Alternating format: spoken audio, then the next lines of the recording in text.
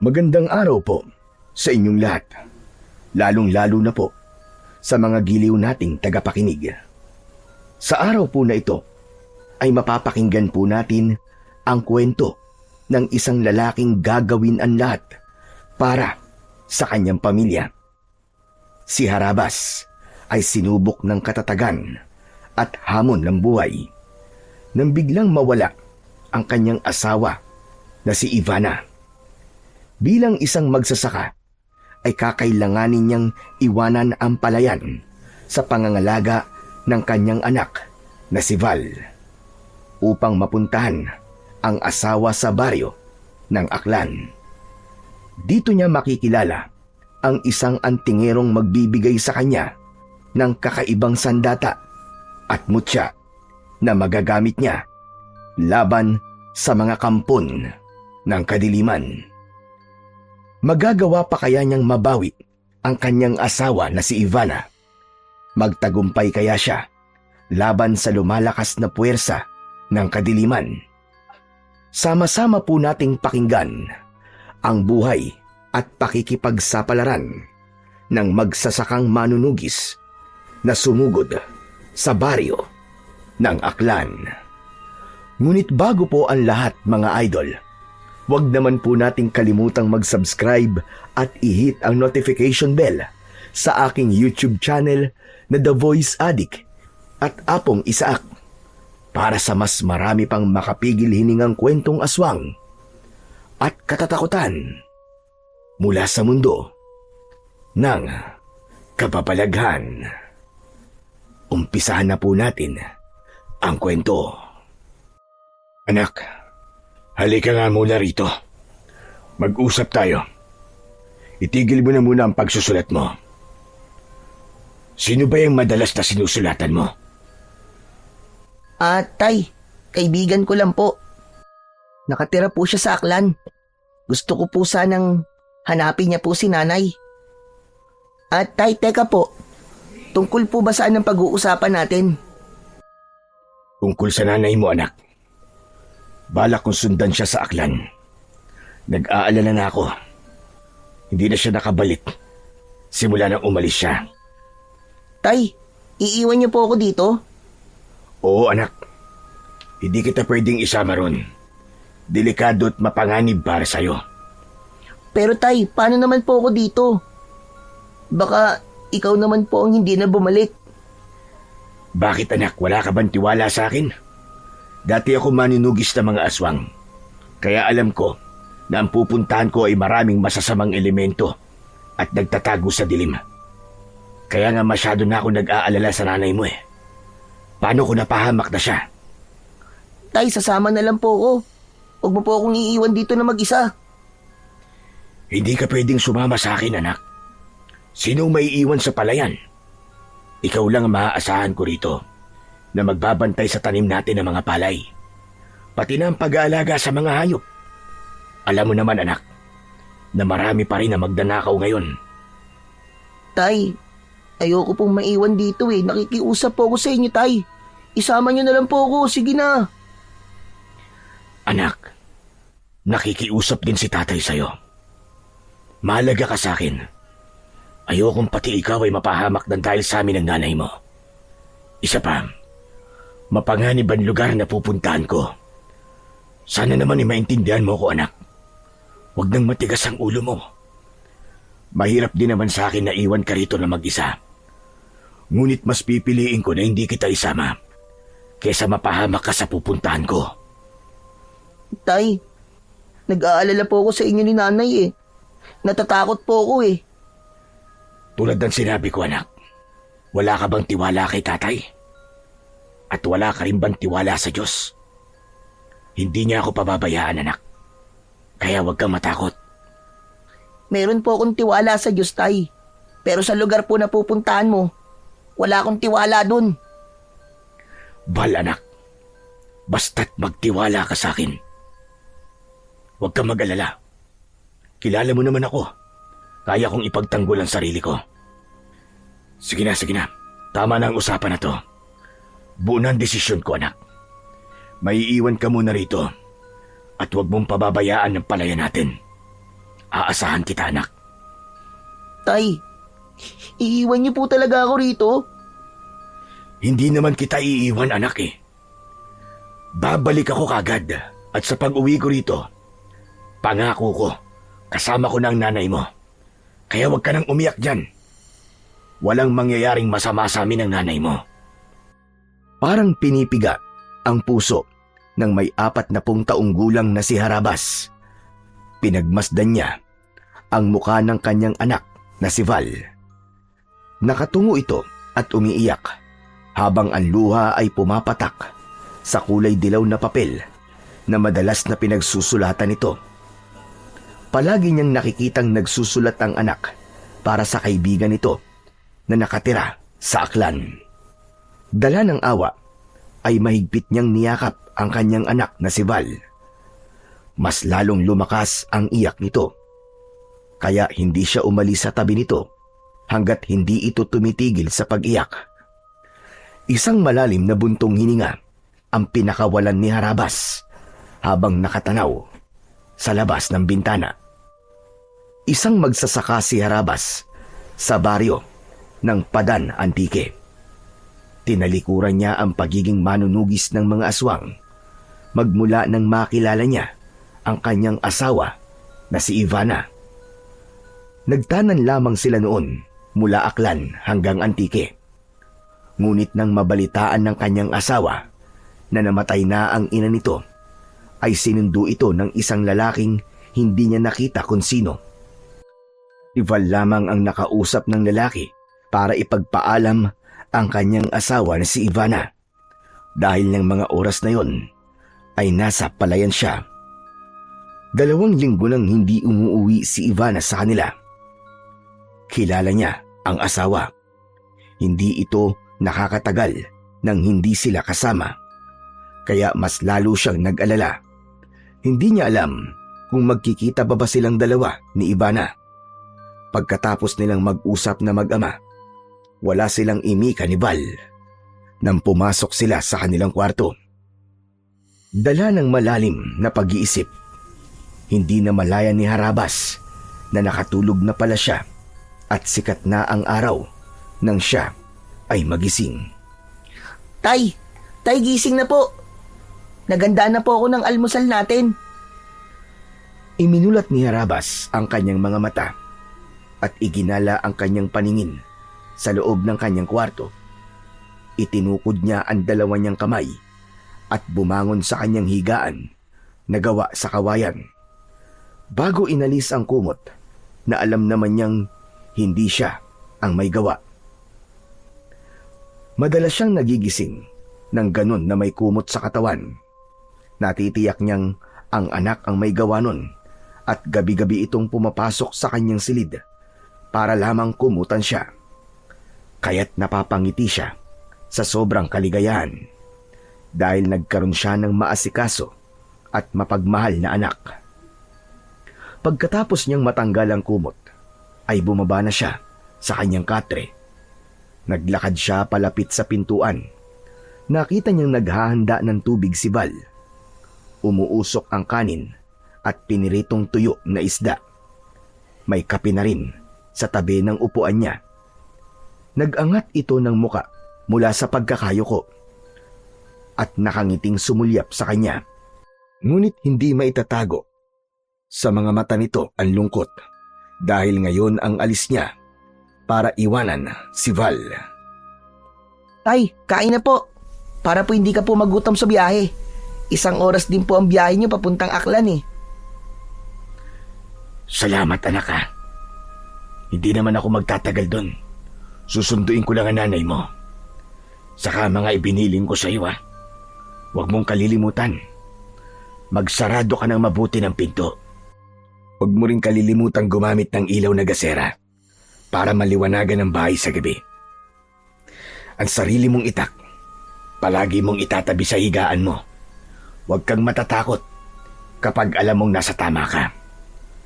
Alam kong kaya mong ipagtanggol ang sarili mo laban sa mga masasamang tao na magdanakaw sa mga alaga nating mga hayop. Opo tay, mag-iingat ka rin po ah. Hihintayin ko rin po ang pagbabalik niyo ni nanay. Oo naman anak, makakauwi kami ng ligtas ng nanay mo.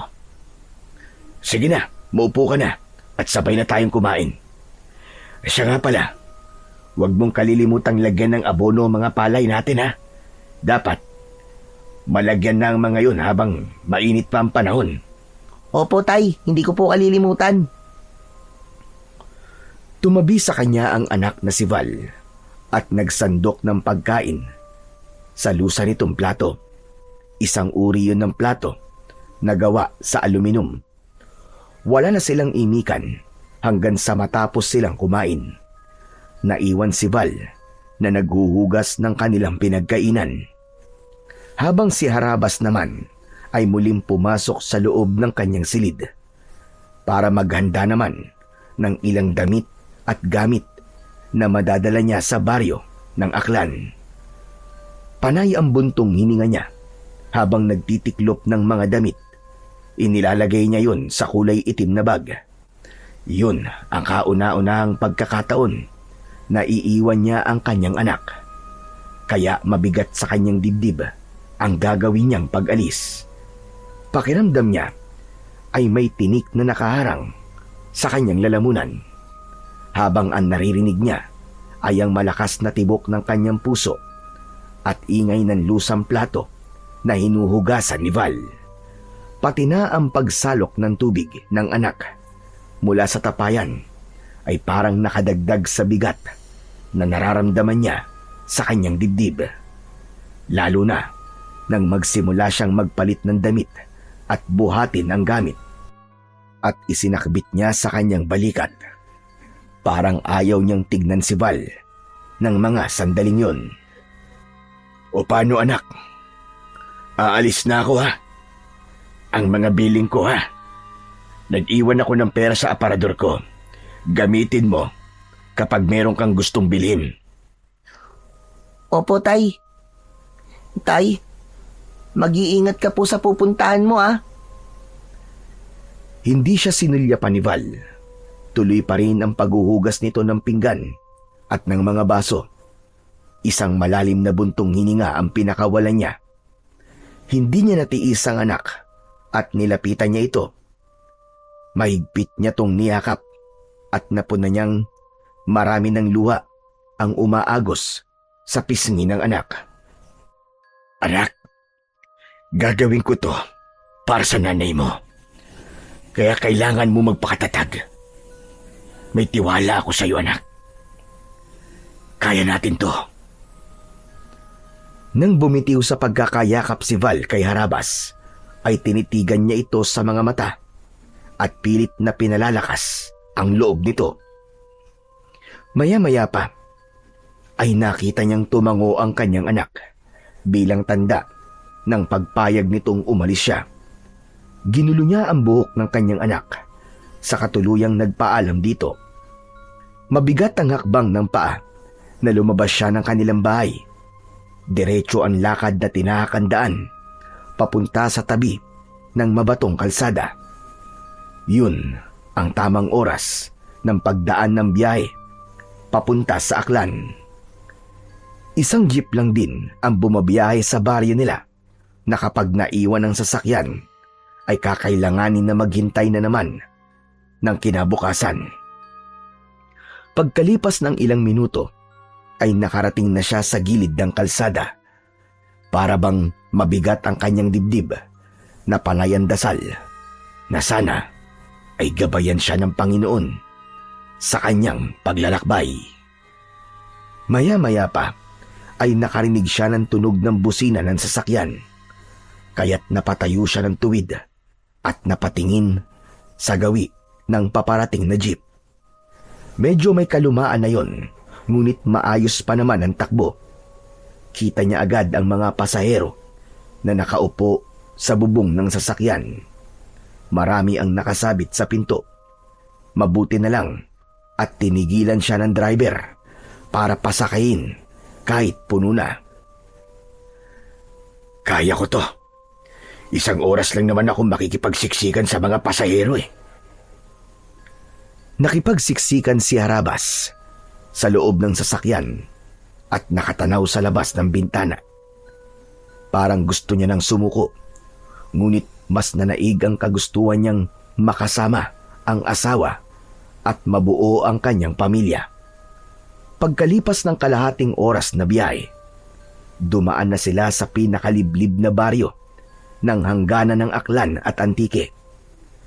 Meron silang mga ilang bangin na nadaanan at walang isang bahay na nakatayo. Maya-maya pa ay merong sumakay na matandang lalaki. May hawak yung baston na ginagamit sa paglalakad. Sa kabutiang loob ng isang lalaking nakaupo ay tumayo ito at pinaupo ang matanda, habang si Harabas naman ang umalalay sa matandang lalaki na naglalakad papalapit sa upuan. Tinitigan siya nitong mabuti sa muka.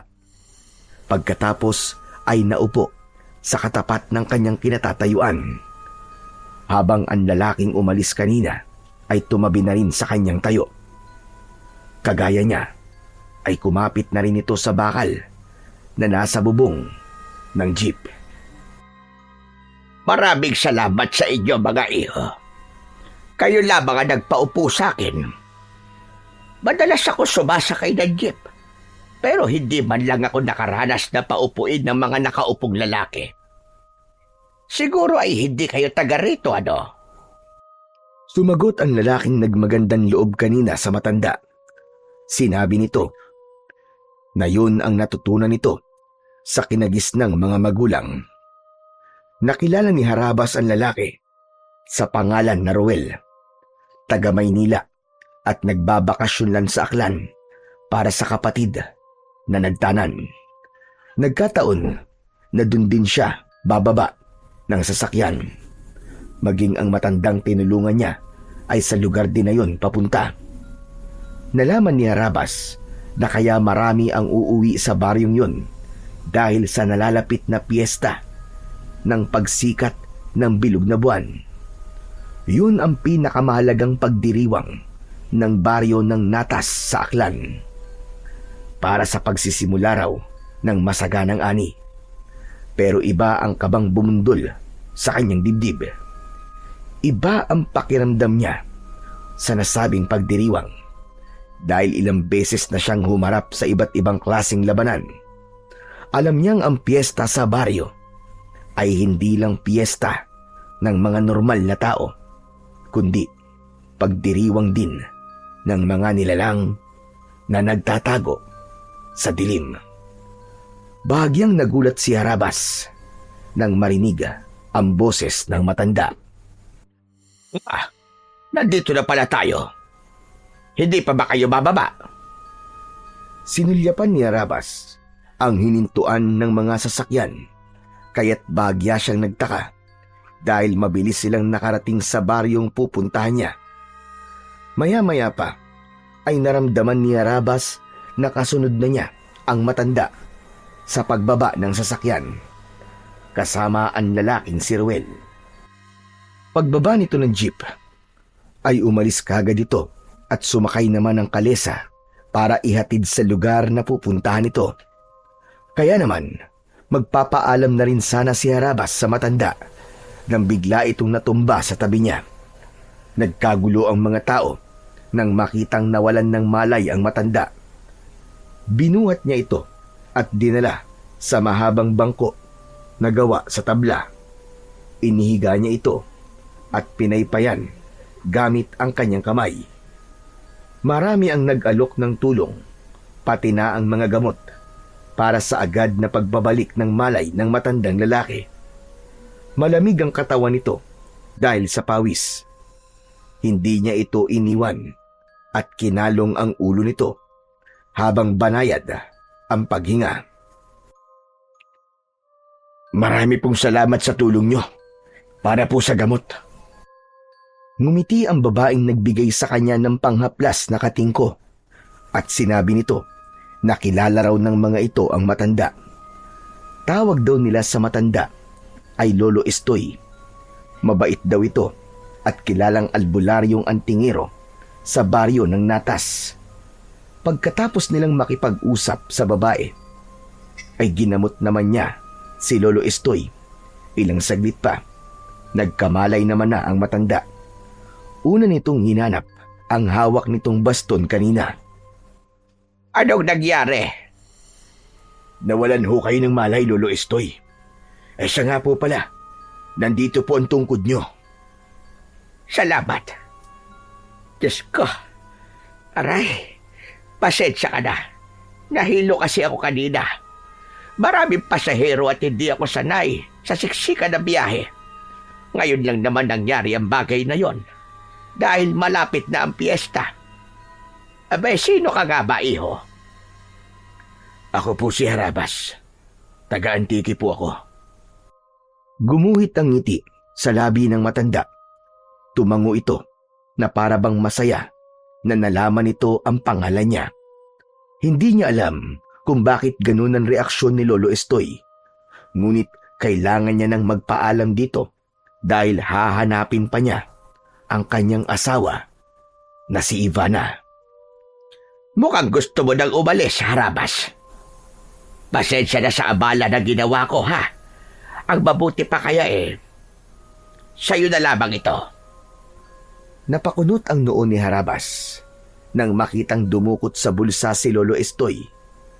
Nang makuha nito ang bagay sa loob ng bulsa, ay tumambad sa kanyang paningin ang isang bilog na bato. Parang isang ordinaryong bato lang yun na makinis lang ang balat. Kulay itim yun at mukhang matagal nang nakatago. Isang bato? Ano naman po ang gagawin ko sa batong yan, Lolo Estoy? Magagamit mo ito.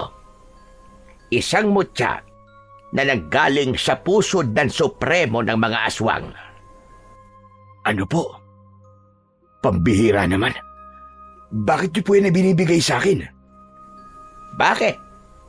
Hindi ka ba naniniwalang mutya ito na galing sa pusod ng supremo ng mga aswang?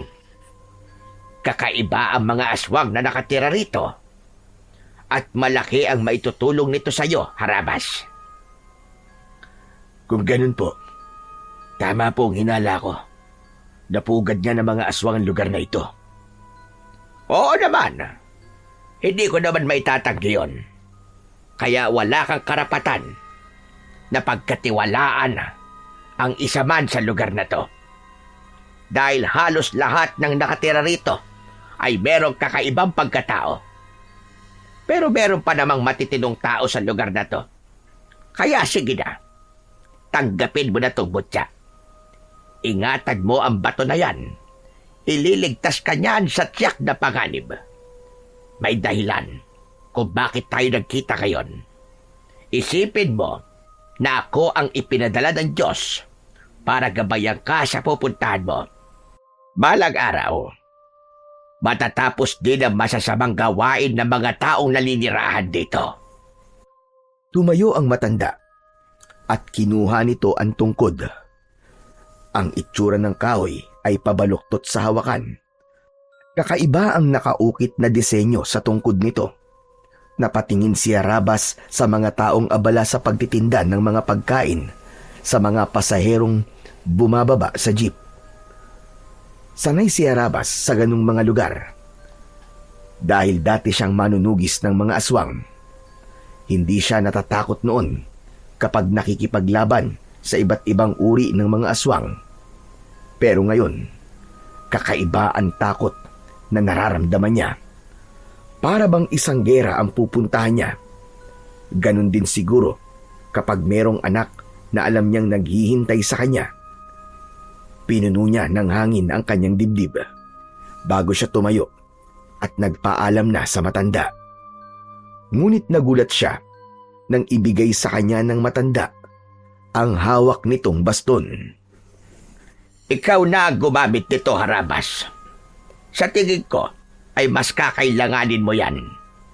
Hindi pwedeng maghiwalay ang tungkod at ang butya.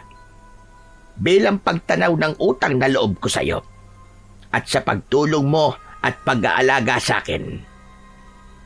Hala, sige na. Mag-iingat ka sa pupuntahan mo. Pero Lolo Estoy, hindi ko naman po ito kailangan. Mas kailangan niyo po ito sa paglalakad niyo. Nagkakabali ka, Harabas. Higit na mas kailangan mo yan. At kahit na anong mangyari, palagi mo yung dadalhin kahit saan ka magpunta. At ang bato na ibinigay ko sa'yo, palagi mo lang yang ilalagay sa bulsa mo. Hindi pa ito ang huli natin pagkikita. Muli tayong magkakasama at magkakausap. Mag-iingat ka sa pupuntahan mo. Pero hindi ko po ito matatanggap. Mahihirapan ka pong maglakad ng wala ang baston. Kaya kong maglakad ng wala ang baston. Isa pa, hindi lang yan basta baston, Harabas. Kapag iniikot mo ang hawakan yan, lalabas ang patalim sa loob. Magagamit mo ang talim sa oras na malagay ka sa panganib. Sinasabi ko to sa'yo dahil gusto ko palagi kang maging alerto sa lahat ng oras. Ano po bang klaseng baston ito? Isang uri ng baston na kung tawagin ay pastol-baston. Matagal na panahon nang nagamit yan laban sa masasamang elemento ng kadiliman. Ginamit din yan sa pagpapastol ng mga tupa, usa at baka. Pero ngayon, gagamitin mo yan sa pagpapastol ng mga aswang. Hindi para pakainin, kundi para palayasin sa baryong ito, o di kaya naman para tuluyang patahimikin. Ikaw ang inaasahan kong makakagawa doon. Pero hindi po yun ang totoong dahilan kung bakit ako nandito. Naparito po ako dahil sa asawa ko si Ivana. 2 linggo na po siyang nawawala. At ilang beses na rin kaming nagpadala ng sulat ng anak ko sa lugar na pinuntahan niya. Pero ni isang sagot ay wala pong nakarating sa amin. Kung tutusin po, marami nang pwedeng mangyari sa loob ng 2 linggo. Pero umaasa pa rin ako na sana ay walang nangyaring masama sa asawa ko. Kung nagpunta nga siya rito, natitiyak kong buhay pa siya. Pero kung naganap na ang piyesta, malamang wala na siya at hindi mo na siya mababawi pa. Ano pong ibig niyong sabihin, Lolo Estoy? Maraming kultura ang umiiral sa lugar na ito. At ang pinakasikat ay ang kulturang itim na kayang magparami ng kanilang kampon. Sa madaling salita, naghahanap sila ng mga babaeng pagtataniman nila ng mga binhi. Alam mo na kung anong ibig kong sabihin. Hindi pa naman huli ang pagdating mo dahil 5 araw mula ngayon ay magaganap pa lang ang pagbilog ng kulay pulang buwan. Kaya nga sinasabi ko sa'yo na ang mga bagay na ibinigay ko sa'yo ay ingatan mong mabuti. Sige po, Lolo Estoy. Iingatan ko po ito. Sige ho. Kailangan ko na po palang magmadali. Ikaw ang bahala. Basta hindi ako nagkulang ng paalala sa'yo. Mas makabubuting magpanggap ka na wala kang alam sa lugar na to. Panindigan mo na ikaw ay isang dayo at gusto lang mamiesta. Para sa kaligtasan mo. Tandaan mo, malalakas ang pakiramdam ng mga aswang. Aalalahanin ko po ang lahat ng sinabi niyo, Lolo Estoy. Kung kaya mo magpanggap na pilay, gawin mo para hindi mahiwalay sa iyo ang baston. Pati na ang batong hawak mo. Sige na, aalis na rin ako.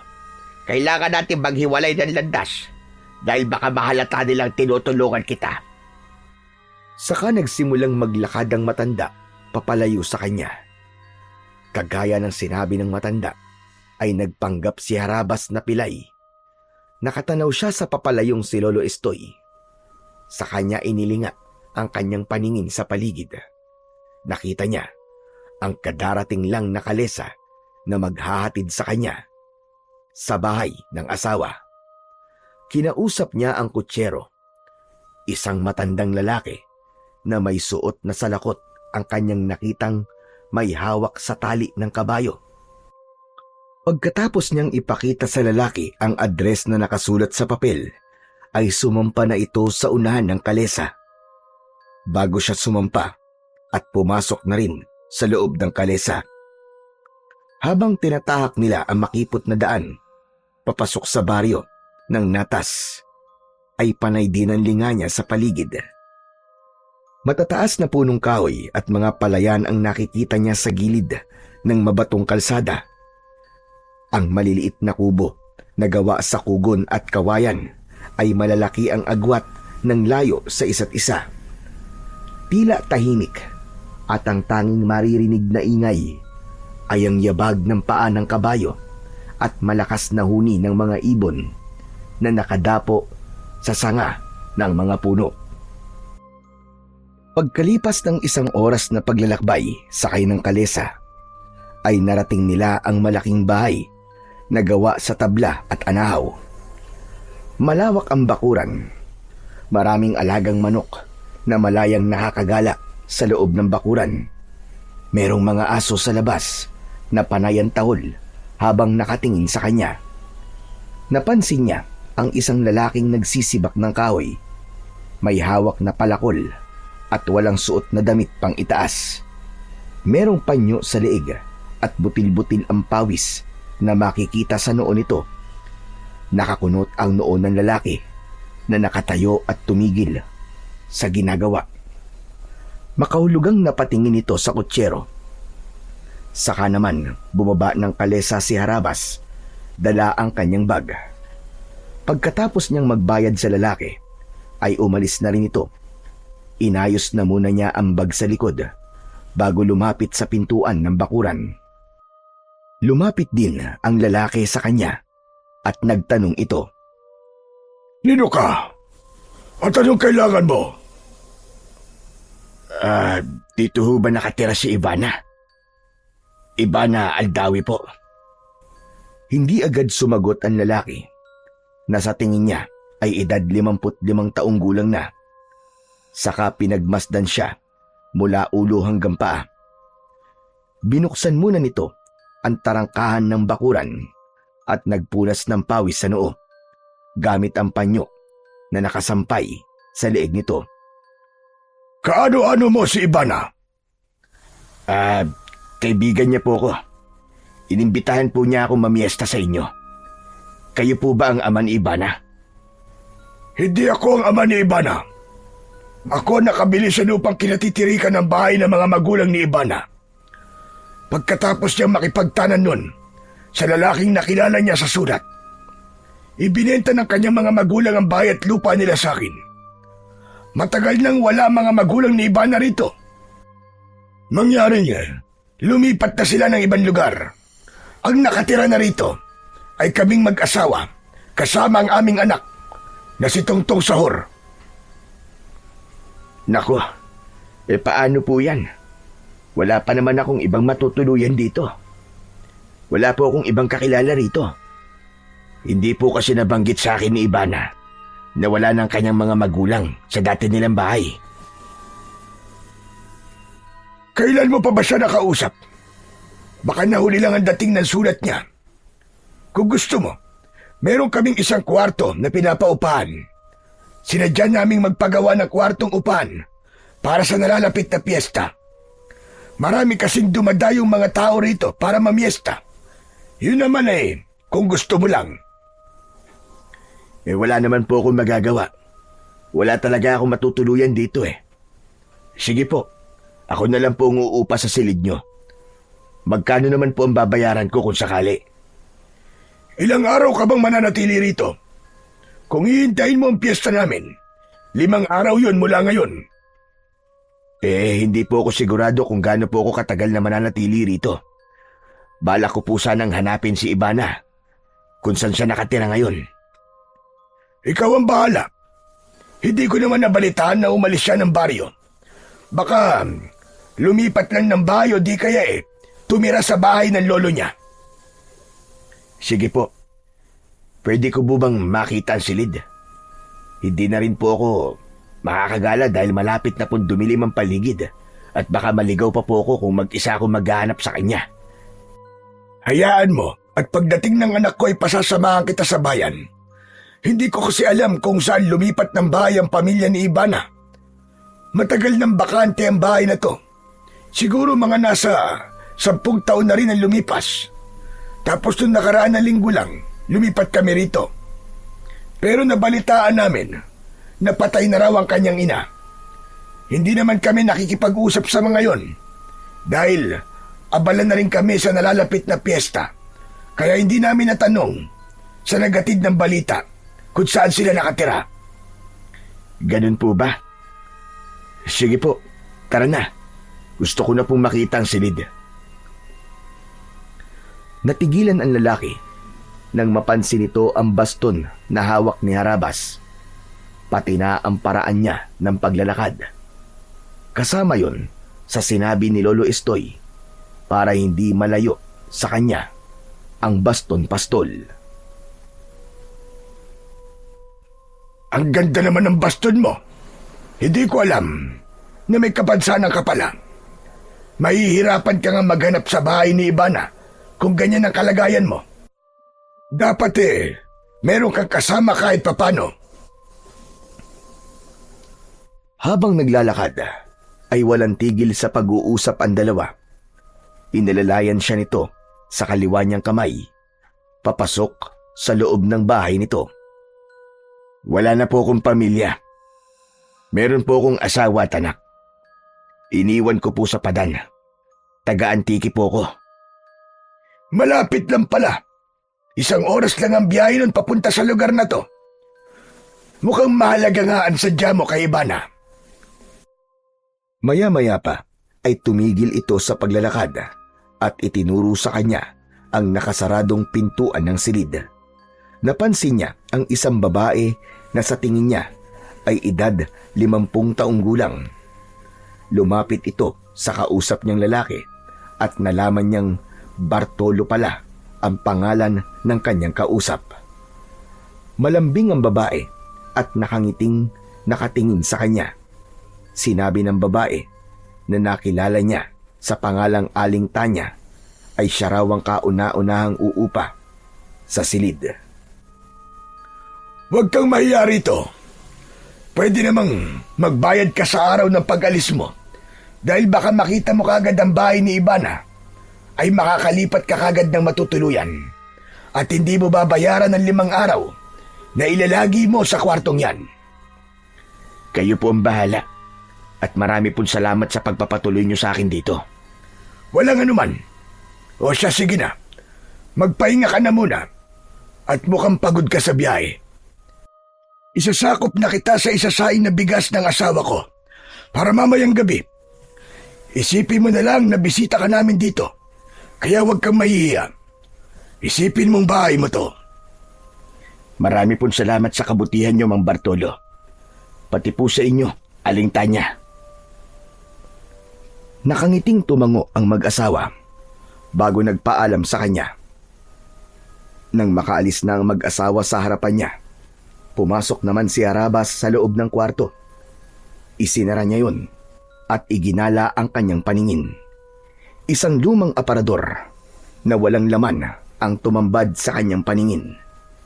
Isang higaan na gawa sa tabla at mga nakatiklop na unan at kumot ang nakita niyang nakahanda sa higaan. Sa likod naman ng pinto ay merong nakatiklop na banig na gawa sa abaka. Nakahilera ang walis tambo para sa sahig na gawa sa tabla. Makinis ang sahig at halatang nilagyan ng floor wax na pinakintab naman ng lampasong nyog. Makaluma ang estilo ng sahig at parang talagang nasa sinauna siyang panahon. Ganon din ang gasera na gawa naman sa babasaging taklob na tumatakip sa ilaw na may tela at gas. May hawakan yun na gawa sa alambre na ginamit naman para maisabit ito sa dingding na malapit sa bintana. Lumapit siya sa nakabukas na bintana at tanaw niya mula roon ang kakahuyan na maginhawa sa kanyang paningin. Merong ilang mga banderitas ang nakasabit sa gilid ng natatanaw niyang kalsada na papunta sa bayan ng Natas.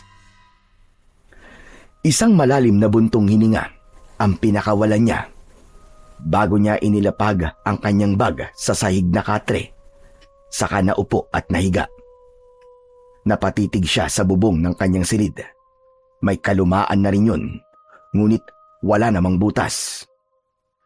Biglang sumagi sa kanyang isip ang iniwan niyang anak sa padan. Nag-aalala siya at nakukonsensya sa kanyang ginawa. Kaya kailangan niyang mahanap kagad ang asawang si Ivana para makabalik siya kagad sa piling ng kanyang anak na si Val. Bumangon siya at kinuha ang mga gamit. Kinuha niya sa bulsa ang bato. Pinagmasdan niya ang bagay na yon. Habang hawak niya yon, ay bigla niyang naramdaman ang pag-iinit ng bato. Saktong pagkatok sa labas ng kanyang silid, narinig niya ang boses ni Mang Bartolo. Harabas! Pwede ba akong pumasok? Mabilis na itinago sa bulsa ni Harabas ang bato. Saka nilapitan ang nakasaradong pintuan. Pagbukas niya, ay nakita niyang may dala si Mang Bartolo ng isang tasang kape at platito na may laman na nilagang saging na saba. Kumain ka muna habang hindi pa nakakaluto ng hapunan si Tanya. Baka nagugutom ka na. Naku, maraming salamat po sa merienda. Walang anuman. Sige na, at nang makapagpahinga ka na, saka na lamang kita tatawagin kapag kakain na, para pagdating ni Tungtong Saur, ay ipapakilala na rin kita sa kanya. Matutulungan kanyang mahanap si Ivana. Maraming salamat po talaga sa tulong niyo, Mang Bartolo. Sakalang kinuha ni Harabas ang platito na hawak ni Mang Bartolo. Lumapat sa kanyang mga kamay ang mainit na tasa ng kape at saging. Kaya si Mang Bartolo na ang nagsarado ng pinto. Ipinatong niya ang kape at nilagang saging sa ibabaw ng lamesa bago niya muling dinukot ang bato na kanina pang umiinit sa loob ng kanyang bulsa. Gulat na gulat siya sa itsura ng bato. Ang kulay itim na bato ay naging kulay pula. Naglalagablab ang itsura na merong katamtaman na init. Diyos ko, ang mutya. Paano nagkaganito ang kulay ng bato? Ano kaya ang ibig sabihin ng pagbabago ng kulay ng bato? Ganito kaya ang mutya? Maraming katanungan ang nabuo sa isip ni Harabas. Habang nakaangat ang kanyang kamay, ay sinisipat ang itsura ng hawak niyang bato. Hindi naman masyadong mainit ang bato, kaya lang ay nagtataka siya sa itsura ng mutya. Hindi sinasadyang nabitiwan niya ang bato at pumatak yun sa nilagang saging. Nanlalaki ang mga mata nang makita ang kulay itim na usok na lumabas mula sa saging. Napaatras siya ng upo habang hindi inaalis ang paningin sa platito. Napalunok siya ng laway at nagtataka sa nakikitang itsura ng pagkain. Sandali, ano nangyayari? Bakit nagbago ang kulay ng nilagang saging nang bagsakan ito ng mutya? Nanginginig ang kamay ni Harabas nang damputin niya ang bato sa platito. Nagbalik sa dating kulay ang bato na kulay itim. Kaya naman, nang mahawakan niya ang bato, ay sinubukan niyang bitiwan ng mutya sa tapat naman ng tasa ng kape. Tumunog ang tasa nang lumapat ang bato sa loob nito. Mas lalong nanlaki ang mga mata ni Harabas nang unti-unting nagbago ang kulay ng kape. Naging isang malapot na kulay pulang likido ang kape. Bumundol ang kaba sa kanyang dibdib at nagpasalamat sa matandang nagbigay sa kanya ng mutya. Dahil sa kauna-unahang pagkakataon, ay iniligtas siya ng mutya. Merong kakaiba sa pagkain ko. Tama si Lolo Estoy. Hindi nga dapat ako magtiwala sa kanila. Dahil sa mutya ng pusod ng Supremo ng mga aswang, nalaman ko ang totoong itsura at kulay na ibinigay nila sa akin na pagkain. Nahulog na pala ako sa patibong nila at muntik ko ng kagatin ang kanilang pain. Pues, hindi kayo magtatagumpay. Ako pa ang kinalaban nyo. Bumakas ang galit sa mga mata ni Harabas. Mas lalong lumakas ang kutob niyang hindi totoong wala na ang kanyang asawa sa lugar na yon. Hindi lang niya alam kung saan niya hahanapin si Ivana. Mabilis na tumayo si Harabas at kinuha ang platito. Itinapon ang saging at itinaktak ang laman ng tasa na merong kape. Palalabasin niyang ininom niya yon at kinain ang saging. Kung ganun, kailangan kong makaisip ng paraan para hindi makasabay sa kanila sa pagkain. Bahala na. Kinuha ni Harabas ang mutya sa ibabaw ng lamesa na nabasa dahil sa kape. Saka isinilid niya yon sa kanyang bulsa. Ngayon, ay alam ko na kung ano ang palatandaan sa bato. Malalaman ko kung aswang o tao ang kaharap ko sa pamamagitan ng pag-iinit ng mutya. Kailangan ko magdoble sa pag-iingat para sa anak kong si Val na naghihintay sa akin sa pagbabalik namin ni Ivana. Kailangan ko ng karagdagang pag-iingat. Hindi ko akalain na balak nila akong gamitan ng itim na kapangyarihan. Marahil sa simula pa lang, ay alam na nila kung sino ko. Maya-maya pa ay narinig naman ni Harabas ang ilang katok sa labas ng pinto. Tinawag siya ni Aling Tanya at sinabi nitong kakain na. Pagkakataon niya na yon na umisip ng idadahilan para hindi siya makasabay sa pagkain sa mga ito. Muli niyang sinilyapan ang lamesa at kinuha ang walang laman na tasa at platito. Nagtungo siya sa pinto at binuksan yun, habang ang kabang nararamdaman sa dibdib ay mahahalata sa nanginginig niyang kamay. Pilit siyang nagpakatatag. Kalmado siyang humarap sa babae. Sinabi nitong kakain na at siya na lamang daw ang hinihintay ng mga ito. Nasa kusina na rin daw ang anak nito na si Tungtong Sahur. Pasensya na po, Aling Tanya, hindi na po ako makakakain. Busog na po ako sa saging na dinala sa akin ni Mang Bartolo Marami pong salamat sa pag-aalok niyo sa akin ng pagkain. Pero napagod po ako sa biyahe kaya magpapahinga na po muna ako. Pakisabi na lang po kay Mang Bartolo. Salamat po at pasensya na.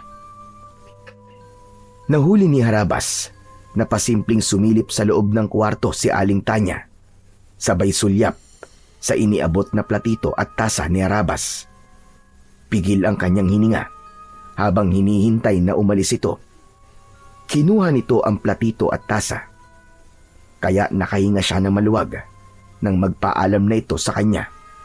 Sabay talikod sa kanya ni Aling Tanya. Dala ang pinagkainan niya. Maigpit niyang hinawakan ng kanyang baston habang nagkukunwaring hirap sa paglalakad bago tuluyang isinara ang pinto. Ganon din ang ginawa niya sa nakabukas na bintana. Ipinahinga niya ang katawan dahil natitiyak niyang mamayang gabi ay hindi siya makakatulog. Mahirap matulog sa lugar kung alam niyang nasa kabilang silid lamang ang mga kalaban. Hanggat hindi niya natitiyak kung anong klaseng mga nilalang ang nakapalibot sa kanya, ay hindi siya maaaring magtiwala sa mga ito.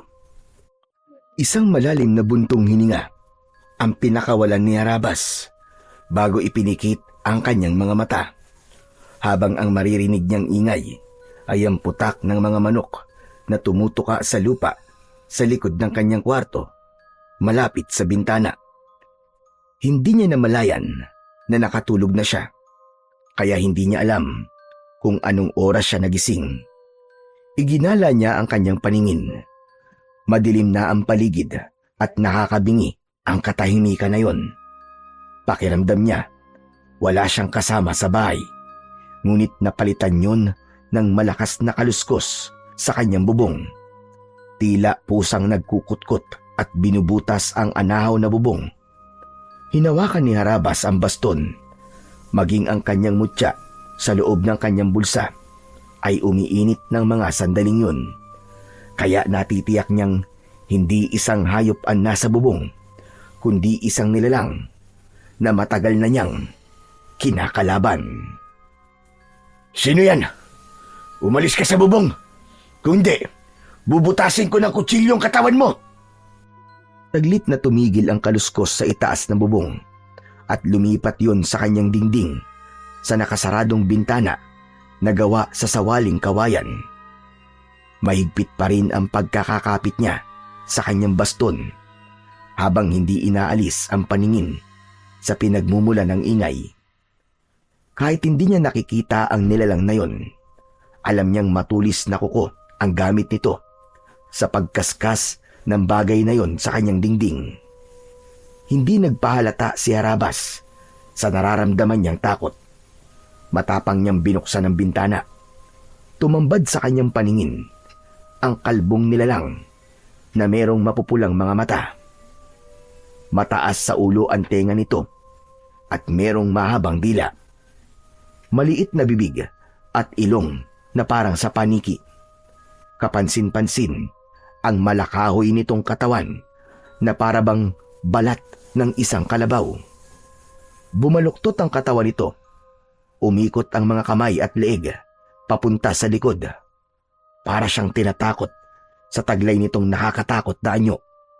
Higit pa roon ay meron din itong kakayahan na humaba ang kamay. Sinakal siya nito sa kanyang leeg. Naramdaman ni Harabas ang malakas na kamay ng nilalang at hinila siyang palabas ng bintana. Bitiwan mo ako! Halimaw ka! Naramdaman ni Harabas ang pagbagsak ng kanyang katawan sa lupa. Ngunit hindi niya binitiwan ang baston. Sa halip ay ipinalo niya ang baston sa kamay nito. Tila napaso ito at nabawi ang kamay.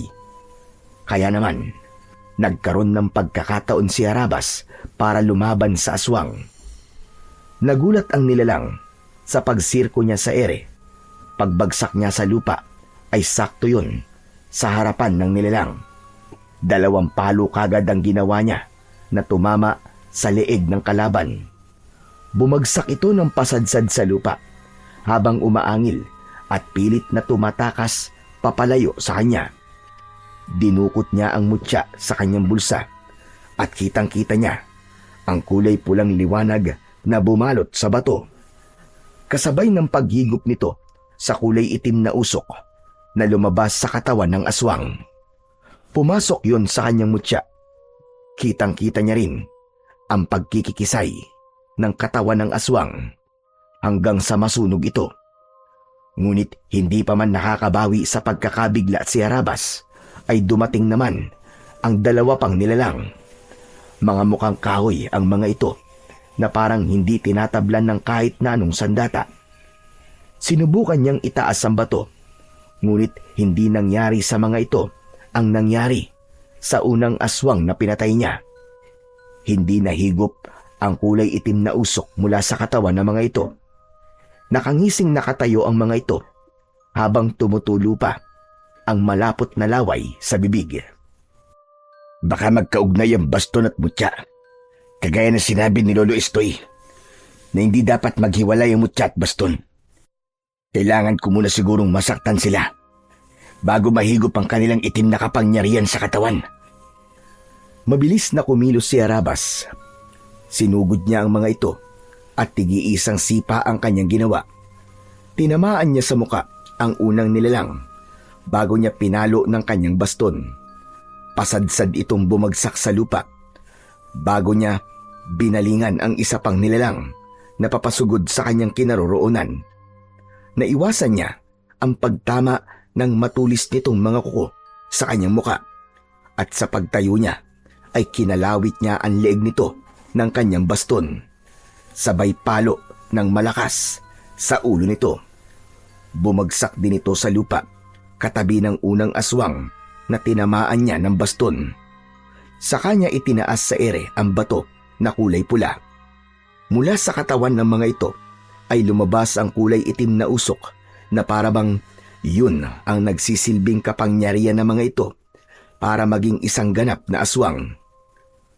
Pumasok ang itim na usok sa hawak niyang mutya. Kasunod ng pagkikikisay ng katawan ng mga aswang hanggang sa tuluyang lamunin ng apoy. Nanlalaki ang mga mata ni Harabas at hindi makapaniwala sa nasaksihan niyang kapangyarihan ng mutya ng pusod ng supremo ng mga aswang. Talagang mahirap kalaban ang supremo, lalo na kung yun ay isang uri ng mutya. Kung ganun, matatalo ko ang mga aswang at mahihigop ng mutya ang kanilang kapangyarihan sa pamamagitan ng baston. Habang natitigilan si Harabas, ay muli niyang itinago ang kanyang mutya sa bulsa at ginamit ang baston para itukod ulit sa lupa. Nagkunwari ulit siyang pilay. Saktong dumating ang mag-asawa at lumapit ang mga ito sa kanya. Bakas ang kunwaring pag-aalala sa mukha ng mga ito. Kaya naman, nagkunwari din si Harabas na wala siyang alam sa pagkatao ng mga aswang. Hanggat hindi niya nakikita si Ivana, kailangan niyang magtiis. Nakangiti siyang humarap sa mag-asawa. Harabas, ano nangyari? Meron kaming narinig na mga ingay kanina. Malikot ang mga mata ni Mang Bartolo nang lumapit ito sa kanya. Nakasuot ito ng damit pantulog upang magmukhang kapanipaniwala ang pagpapanggap ng mga ito. Habang si Aling Tanya ay bakas ang takot sa muka na nakakapit pa sa kamay ni Mang Bartolo. Sinalubong naman niya ng tingin ang mga ito. Yun po ba? Wala yun. Meron lamang pong nangharana sa akin kanina. Kaya lang, sintonado po ang kanta. Hindi rin magandang tugtog ng dala nilang instrumento. Pinalayas ko na po sila. Kaya lang nagalit dahil hindi ko po sila binayaran. Totoo ba ang sinasabi mo, Harabas? Oo naman po. Mukha po ba ako nagbibiro? Bakit? Ngayon lang po ba may nangharana sa inyo? Oo Pasensya ka na kung naistorbo yata ang tulog mo. Naku, hindi ho. Natuwa pa nga po ako sa kanila kaya lumabas ako ng bahay. Hindi nga lang po ako dumaan sa pinto. Mapagbiro ka pala, Harabas. Sige na, wala naman palang nangyaring masama sa'yo. Ang mabuti pa ay pumasok na tayo sa loob ng bahay. Mabuti pa nga po. At malamig pala rito sa labas. Akma na sanang susunod sa paglalakad papasok sa bahay si Harabas nang makita niya ang nakatayong pamilyar na babae. Nakabistida ito at seryoso ang muka na nakatingin sa kanya. Bumilis ang tibok ng kanyang puso. Hindi siya maaaring magkamali. Si Ivana, ang babaeng nakatayo sa harapan niya. Tulala ito at nakatingin lang sa kanya. Wala itong emosyon sa muka. Naluluwa ang kanyang mga mata. Nalalapitan sana ito. Ngunit humarang ang isang lalaki. Malaki ang katawan at moreno. Matapang ang mga mata at medyo matangkad sa kanya ng konti. Bakit pare? Kilala mo ba ang asawa ko? Tila merong libo-libong tinik na humarang sa lalamunan ni Harabas nang marinig niya ang sinabi ng lalaki. Kung hindi siya nagkakamali, marahil ito ang binatang anak ni Mang Bartolo at Aling Tanya. Nakuyom niya ang kaliwa niyang kamay, habang ang kanan naman niyang kamay ay humigpit ang pagkakakapit sa baston. Muli niyang sinulyapan ng kanyang asawa at hindi siya makapaniwalang hindi siya nito nakikilala. Tinatanong kita, may problema ba? Bakit nakatingin ka sa asawa ko? Wala. Nagulat kasi ako sa pagdating niya. Napakaganda pala ng asawa mo. Ikaw ba si Tungtong Sahur? Oo, ako nga. Bakit mo ako kilala? Nabanggit ka na sa akin ni Mang Bartolo. Anong pangalan ng asawa mo? Siya si Isabel. Siya ang pinakamamahal kong asawa na si Isabel. Sa pangalawang pagkakataon, ay parang gusto nang suntukin ni Harabas ang lalaki sa pagmumukha nito. Gusto niyang ipagsigawan na si Ivana ang babaeng tinutukoy nitong asawa. Hindi niya naiintindihan ang nangyayari, ngunit iisa lang ang natitiyak niya. Merong nangyaring kakaiba sa kanyang asawa, kaya hindi na ito nakabalik. Gusto niya itong yakapin, pero pinigilan niya ang kanyang sarili. Kailangan niyang magtimpi ng galit dahil kapag nagkamali siya ng desisyon, buhay ng kanyang asawa ang magiging kapalit. Kailangan niya lang na umisip ng paraan kung paanong maitatakas si Ivana. Idagdag pa ang alalahanin niyang tila wala sa sarili ang kanyang asawa. Sige na, pumasok na tayo sa loob ng bahay. Masyado nang malalim ang gabi. Nang pumasok ang dalawa at nasa likod si Arabas, napigilan sariling hininga. Lalo na nang malaman niyang katabing silid lamang niya ang kwarto ng dalawa. Iniisip pa lang niya na hinahalikan ng ibang lalaki ang kanyang asawa ay parang gusto niya nang pumatay. Lalo na kung malapit lamang sa kanyang silid at sa ilang araw na nawala ang kanyang asawa ay maaaring meron nang nangyari sa mga ito. Sinamantalan ng lalaki ang kahinaan ng kanyang asawa. Kulang na lang ay mabali sa kamay ni Harabas ang hawak niyang baston dahil sa labis na galit. Humarap sa kanya si Tungtong Sahur habang nakangiti. Ikinagagalak nga pala kitang makilala, Harabas. Nakilala ko na rin ang pangalan mo dahil kina nanay at tatay. Bukas na lang kitang sasamahan para hanapin ang kaibigan mo si Ivana. Bago ito tuluyang pumasok sa loob ng kwarto na hindi hinintay ang mga sasabihin niya, sumili pa ito sa pintuan habang nakaakbay kay Ivana na ngayon ay pinangalanan niyang Sabel. Matagal bago pumasok sa loob ng kanyang silid si Harabas, naiwan siyang nakatitig sa nakasaradong pintuan ng kwarto ni Tungtong Sahur. Maya-maya pa ay narinig niya ang boses ni Mang Bartolo. Bakit hindi ka pa magpahinga, Harabas? Maaga yata kayong aalis bukas kasama ni Tungtong Sahur. Humarap siya kay Mang Bartolo. Sinalubong niya ang tingin nito. Sa pagkakataong yun ay wala na ang asawa nitong si Aling Tanya. Kahit ako na lang po maghanap kay Ivana. Nakakahiya naman po, baka nakakaabala na po ako sa inyo.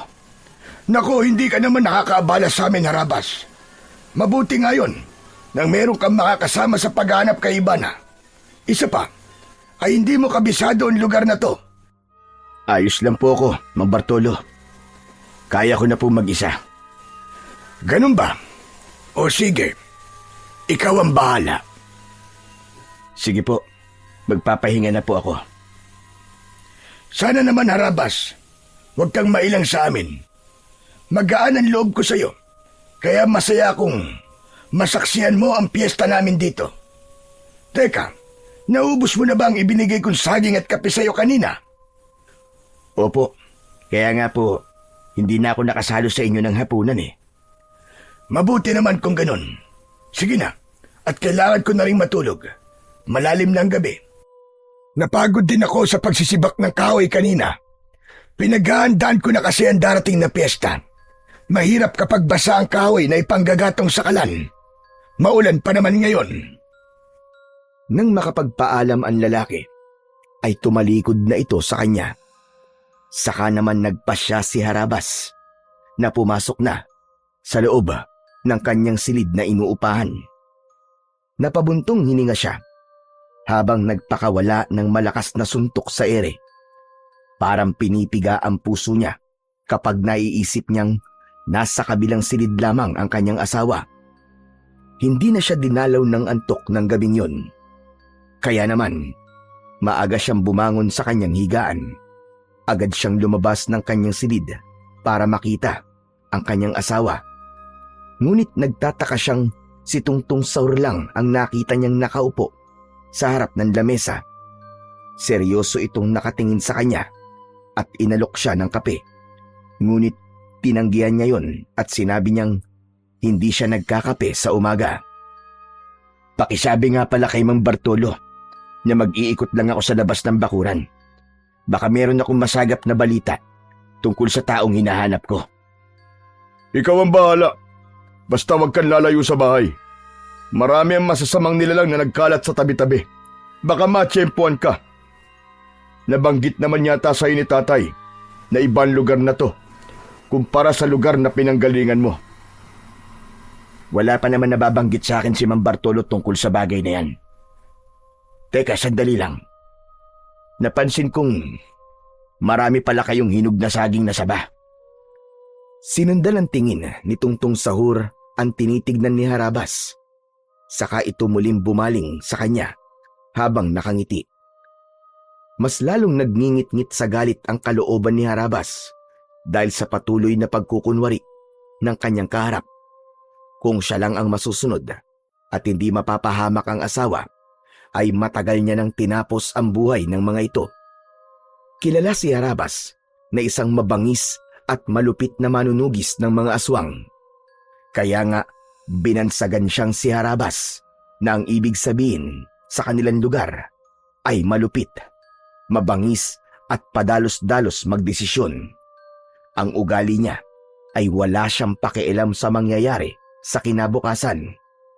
Ngayon lang siya nagtimpi ng ganun para sa kanyang asawa na si Ivana. Hindi ka na nakapagsalita dyan. May problema ba? Wala. Ano nga ulit yun? Hindi ba't sinabi mo kanina na marami kaming saging na saba? Isa kasi ang prutas na yan sa ginagamit naming pansalubong sa mga bumibisita sa bahay namin. Biglang bumundol ang kaba sa dibdib ni Harabas. Sa isip niya ay alam na niyang kung ano ang bagay na ginagamit ng mga ito para makulong sa bitag ang kanilang mga biktima. Sigurado siyang ang nangyari sa kanya kahapon ay tangkana ng mga ito na gawin siyang aswang. Muli siyang sumagot kay Tungtong Sahur habang pilit na itinatago ang galit sa kanyang dibdib. Kaya pala, yan din ang prutas na niluto sa akin ni Mang Bartolo. Sige na, kailangan ko nang umalis. Babalik din ako kagad. Hindi na hinintay ni Harabas na sumagot sa kanya si Tungtong Sahur. Agad siyang naglakad palabas ng bahay. Malakas ang tibok ng kanyang puso nang tinahak niya ang daan papunta sa labas ng bakuran habang nagkukunwaring paika-ika sa paglalakad. Saka lamang niya napansin na walang ibang bahay ang nakatayo roon. Tanging ang malawak na kakawyan ang nakikita niyang nasa gilid ng kalsada. Naglakad pa siya ng ilang metro at nang makita niya ang dalawang bahay ay saglit siyang nagpahinga.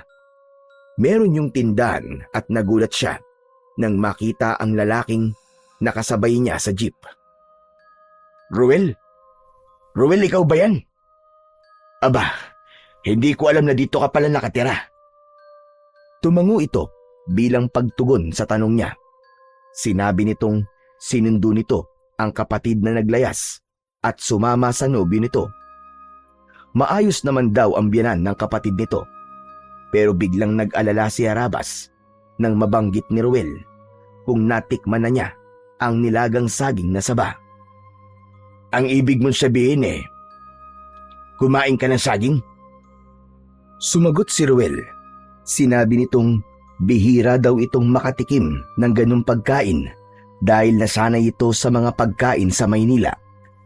Biglang napaunat sa pagkakaupo si Harabas nang tila napansin niyang namula ang mga mata ni Ruel. Nag-alala siya sa lalaki dahil natitiyak niyang nakakain na nga ito ng prutas na ginamitan ng itim na kapangyarihan. Hindi siya nakapagsalita at hindi makatingin sa mga mata nito. Naramdaman din niya ang pag-iinit ng kanyang mutya sa bulsa. Nalulungkot siyang nabiktima na ng itim na kapangyarihan ng mga aswang ang lalaking nagpakita ng kabutihan kay Lolo Estoy. Maya-maya pa ay narinig niya na nagtanong ito tungkol sa nangyari sa paa niya. Natatandaan niyang alam nito na hindi siya totoong pilay, kaya umisip siya ng paraan kung paano niya mapapanindigan ang pagkukunwari niya. Naaksidente ako sa kalesa nang magkahiwalay tayo sa sasakyan at ibinigay sa akin ni Lolo Estoy ang basto na to. Yung matandang tinulungan mo. Tumango ito at sinabing naaalala ang matanda. Saka ito nagsimulang magkwento ng tungkol sa buhay nito sa Maynila. Pagkalipas ng ilang minutong pagkikwentuhan nila ni Ruel, lumabas na rin ang kapatid ni Ruel, kasama ang nobyo nito. Sa likuran ng mga ito ay ang mag-asawa na seryosong nakatingin sa kanya. Hindi siya nagpahalata sa mga ito na nararamdaman niya na hindi na ito mga ordinaryong tao. Sige na Ruel. Kailangan ko nang umalis eh. Magpapaalam na ako. Inihatid siya ni Ruel hanggang sa labas ng tindahan ito.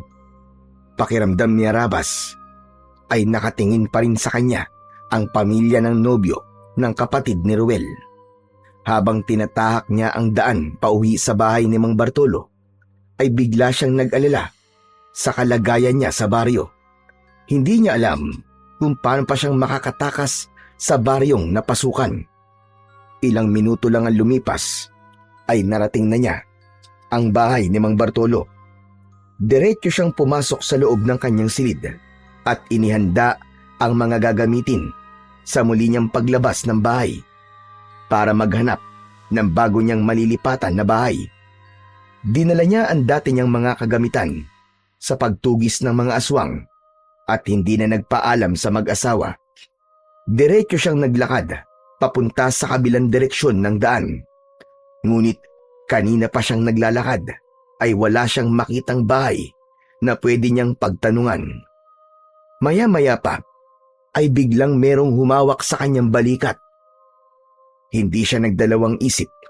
Iniangat niya ang baston at hinarap ang may-ari ng kamay. Inatake niya kagad ng hampas ng baston ang lalaking biglang lumitaw sa kanyang likuran. Kagaya ng sinabi sa kanya ni Lolo Estoy, hindi siya maaaring magtiwala sa mga taong nakapalibot sa kanya.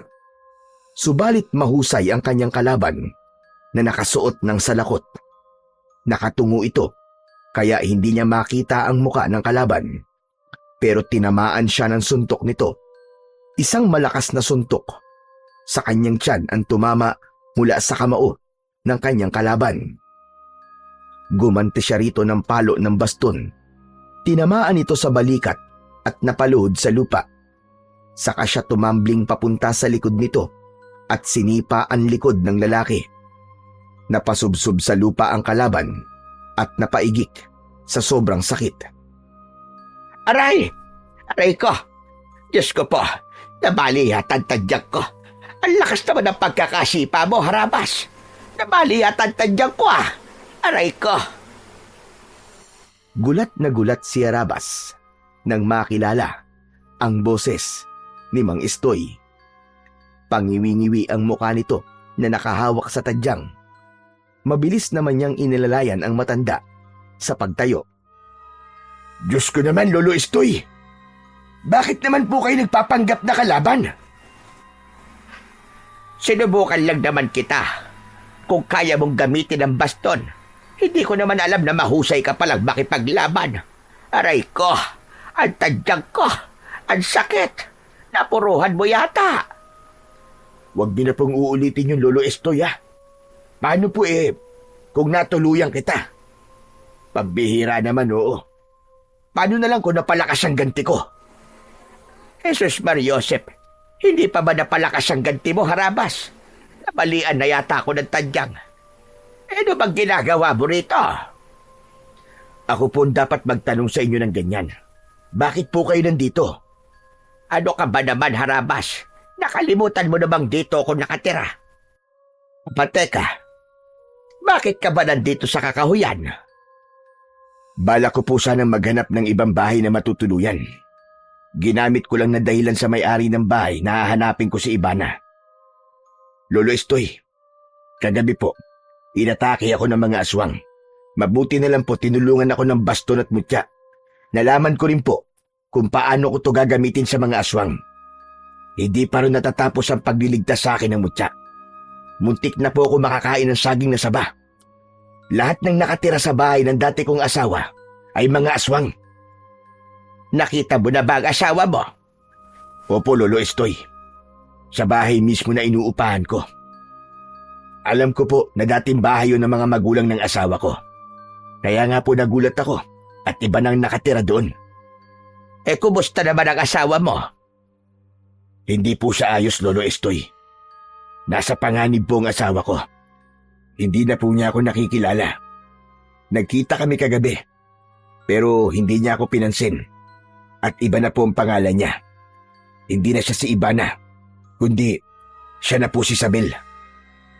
Sinasabi ko na nga ba't nakakuha na sila ng alay na pagtataniman nila ng binhi para sa nalalapit na piyesta. Teka, sandali lang po, Lolo Estoy. Pagtataniman nila ng binhi ang asawa ko. Hindi po bukid ang asawa ko. Ang hina naman ang isip mo. Alam mo na yon kung ano ang ibig kong sabihin. Ang binhi na tinutukoy ko ay anak. Isang alay ang asawa mo para gawing palahian ng mga aswang na malik. Sa pamamagitan ni Ivana, magpaparami sila ng lahi. Bukod pa sa paggawa ng aswang ng kanilang pinuno. Ibig niyo pong sabihin nasa panganib po ang buhay ng asawa ko. Oo, dahil magpaparami sila ng lahi sa pamamagitan ng asawa mo, Harabas. Magsasagawa sila ng ritual na gaganapin sa araw mismo ng piyesta ng kulay pulang bilog na buwan. Ang pinuno ng mga aswang na tumangay sa asawa mo ang gumagawa ng mga aswang na malik dahil naniniwala sila na ang paglakas ng kanilang kapangyarihan ay sa pamamagitan ng kanilang magiging anak na gagawin sa pagbilog ng kulay pulang buwan o pista ng mga aswang. Ano pong klaseng nilalang ang mga aswang na malik? Sila ang mga aswang nakahawig ng kahoy. Kasing kapal ng balat ng kalabaw ang kanilang balat. Mga alagad sila ng pinuno ng aswang na siyang lumikha sa kanila para maging isang ganap na halimaw. Parang may mabigat na bato ang dumagan sa dibdib ni Harabas nang marinig ang sinabi ng matanda.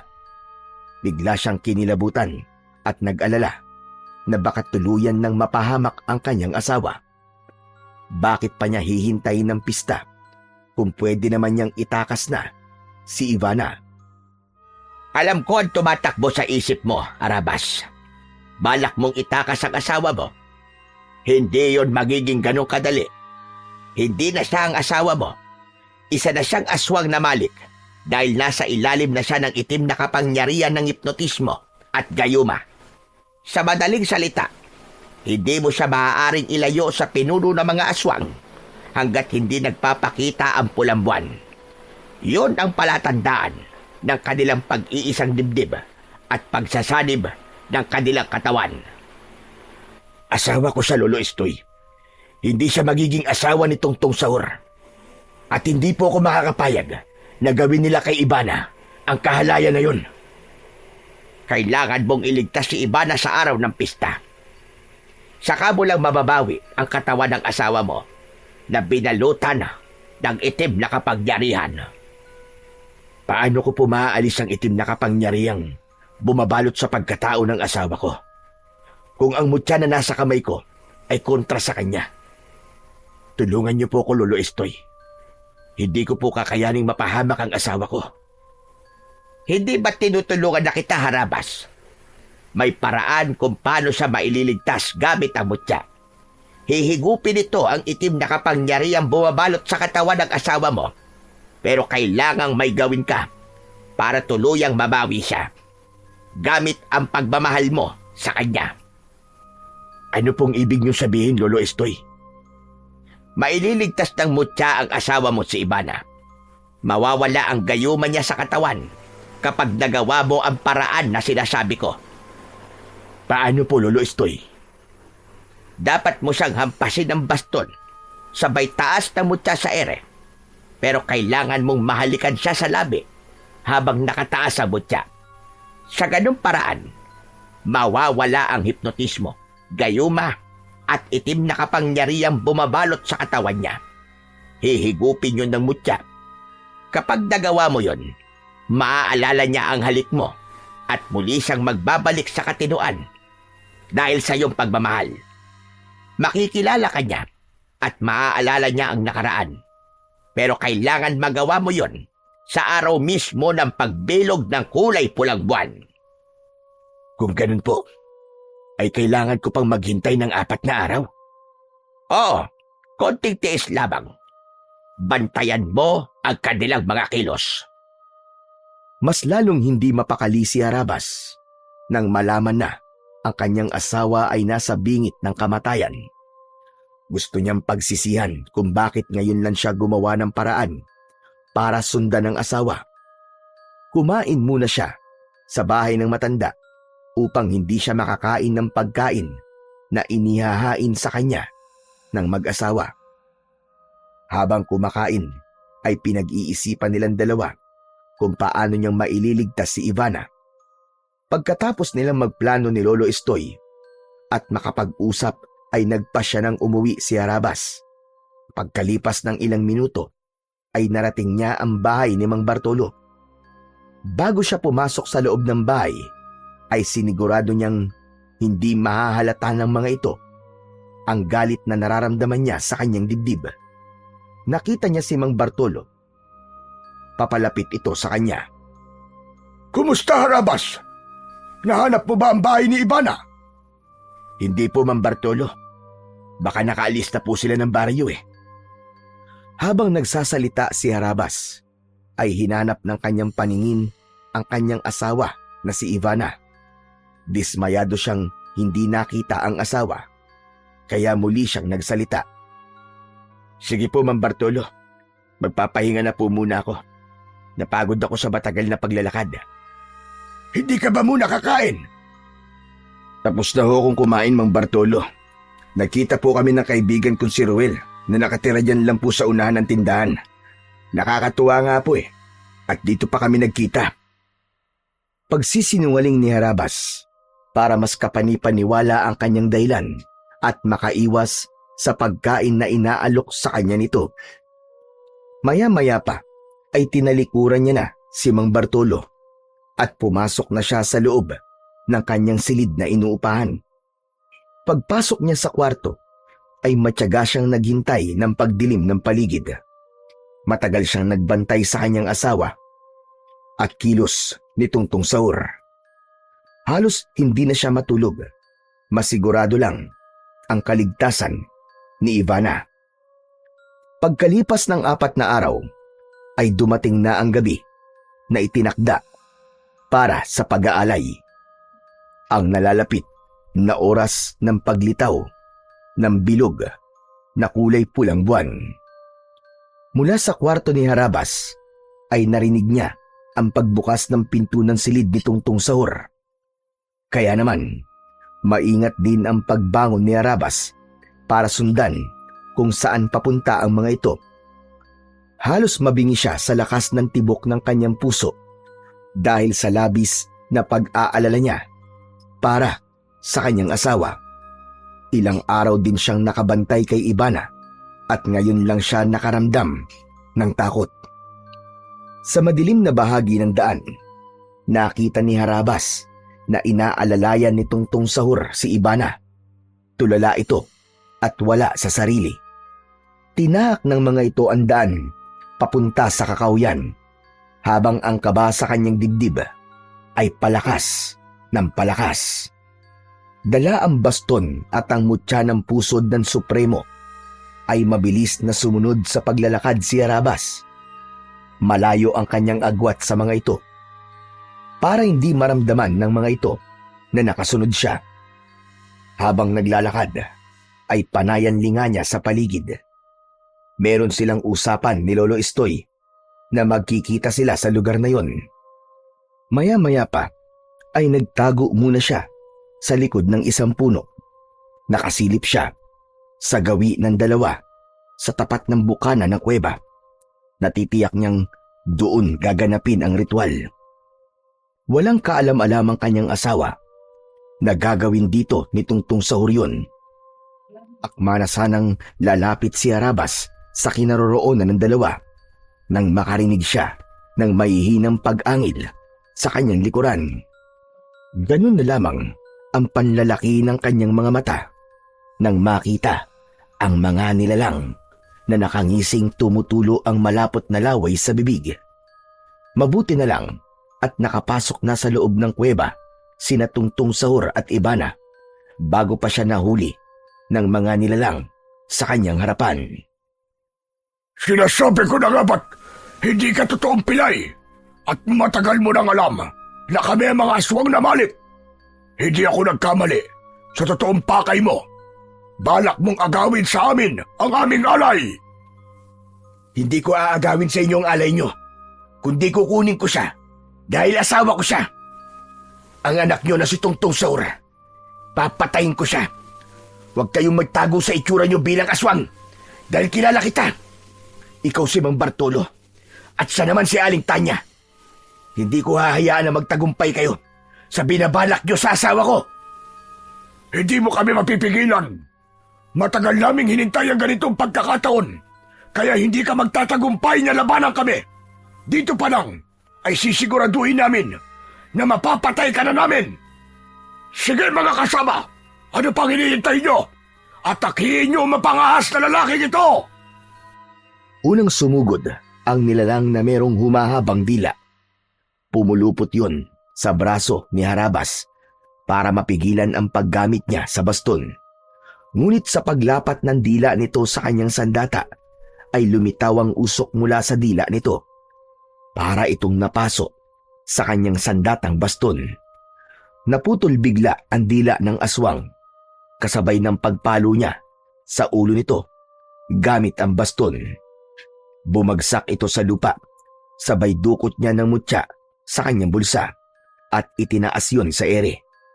Lumiwanag ang bato at hinigop ang kapangyarihang itim mula sa katawan ng nasaktan na nilalang.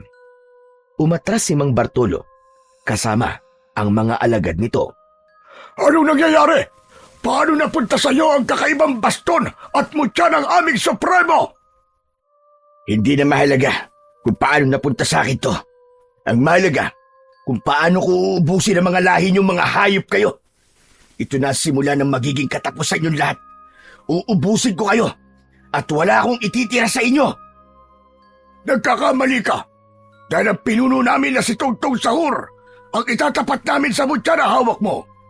Sa oras na may isagawa ang ritual sa asawa mo, hindi mo na siya matatalo at mawawala ng tuluyan sa iyo si Ibana. Hayop ka. Kung ganun pala, matagal mo nang alam na si Ibana ang nawawala kong asawa. Patutunayan ko sa iyo na hindi kayo magtatagumpay ng anak mong demonyo at lalaban ako hanggang sa huling hiling ako. Dala ng matinding galit na nararamdaman ni Harabas ay mabilis niyang inatake ng palo ng baston si Mang Bartolo. Ngunit humaba ang kamay nito at nasakal siya sa leeg. Hindi siya nagpatinag. Kahit nararamdaman niya ang sakit, ay pinilit niyang makawala sa kamay ng kalaban. Naramdaman din niya ang pagbaon ng kuko nito sa kanyang balat. Kaya buong lakas niyang hinampas ng hawak niyang baston ang kamay ni Mang Bartolo. Napasigaw ito sa labis na sakit at nabitiwan ang kanyang leeg. Napaatras ito ng hakbang, papalayo sa kanyang kinatatayuan. Habang hawak ang kamay na tinamaan ng baston. Pumalit naman si Aling Tanya na panayang angil habang inaatake siya nito ng kalmot. Muntik siyang tamaan sa muka ng matutulis nitong mga kuko, ngunit naiwasan niya ang bawat pag-atake nito. Gumanti si Harabas ng palo ng baston. Tinamaan si Aling Tanya sa katawan at ulo. Bumagsak ito sa lupa at itinaas ni Harabas ang mutya sa ere. Sabay na lumitaw ang kulay itim na usok sa katawan ng mga ito. Kahit na anong pagpupumiglas ang gawin ng mag-asawa, ay hindi nakayanan ng mga ito ang init na taglay ng mutyang hawak niya. Nasunog ang katawan ng mag-asawa at para hindi na makarating sa mga nilalang na nasa loob ng kuweba, inatake niya rin ang natitirang kasama ng mga ito. Lahat ng tamaan ng kanyang baston ay bumabagsak sa lupa habang nagkikikisay ang katawan na bumubula pa ang bibig na parabang nalalason. Bago niya itinaas ang mutya sa ere, magkasabay na hinigop nito ang kapangyarihan ng mga aswang na tinamaan ng kanyang baston. Para siyang nag-iipon ng lakas ng kanyang kapangyarihan sa pamamagitan ng itim na usok. Pagkatapos ng labanan, ay biglang dumating si Lolo Estoy. Mukhang napalaban na rin ang matanda sa mga aswang bago pa ito nakarating sa kanilang tagpuan. Nasa loob po ng kuweba ang asawa ko, Lolo Estoy. Kasama si Tungtong Sahur. Humanda ka, dahil ito na ang simula ng tunay na laban. Ano pong ibig niyo sabihin? Marahil sa mga oras na ito, ay gumagawa ng panibagong aswang ang pinuno nila, habang si Ibana ay nakahanda na para sa gagawin nilang ritual. Lakasan mo ang loob mo para sa gagawin nating pagsugod sa kuta nila. Magaan ang hakbang ng mga paa na nilapitan nila ang pintuan ng kuweba. Malakas ang tibok ng puso ni Harabas habang habol ang sariling hininga. Ilang saglit pa ay naririnig na nila ang nakakakilabot na tinig ni Tungtong Sahur habang nagsasagawa ito ng ritual. Hindi pa ito ganap na halimaw dahil normal na boses pa rin ang kanilang naririnig. Para silang nakikinig ng dasal ng matatandang nagpapasyon o pakantang pagdarasal na gamit ang kakaibang lengguwahe. Bigla ang pagtayo ng mga balahibo niya sa katawan. Pakiramdam ni Harabas ay hindi na siya humihinga ng mga sandaling yun. Maya-maya pa ay tumambad sa kanilang paningin ang maliwanag na ilaw mula sa sulo na nakadikit sa batong dingding ng kuweba. Lahat ay nakapikit para siyang pinagsakluban ng langit at lupa nang makita ang kanyang asawa na si Ibana na walang malay na nakahiga sa malapad na bato. Walang anumang suot na saplot sa katawan.